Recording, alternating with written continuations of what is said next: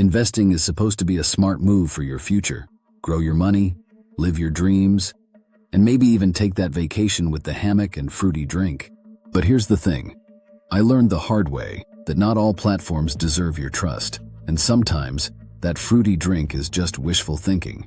Let's talk about how to avoid the trap I fell into, with a bit of self-deprecating humor to sweeten the lesson. ScamAdviser and social proof aren't foolproof. Before I even considered investing, I did my homework. I checked ScamAdviser and found it raised concerns, but didn't outright scream, "Run!" I also joined the Facebook group where all investors who posted praised the platform, and the person who referred me even shared a screen recording of their successful withdrawals over time. On paper, or rather, on the computer screen, everything seemed reasonable. So I moved forward, cautiously optimistic but skeptical enough to tread lightly. Unfortunately, as I now know, trust is a gamble in itself.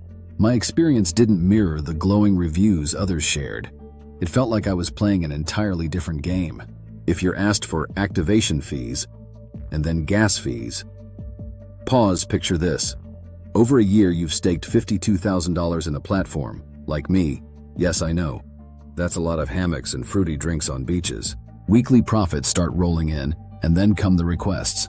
First, activation fees for higher levels of return on your staked funds. These weren't one-time fees. They popped up frequently and unpredictably. Then, the supposed annual gas fee to cover withdrawals, also a surprise. There is nowhere on their website or platform that describes all of this. Frequent requests for a resource of all the terms were never answered. At one point, I sent $680 for a gas fee just to access my earnings. Before that, I'd shelled out far more on activation fees, thinking they were necessary to unlock better returns. Guess what? Still waiting on a successful withdrawal. Lesson: if you're constantly asked for more money to access profits, something's off.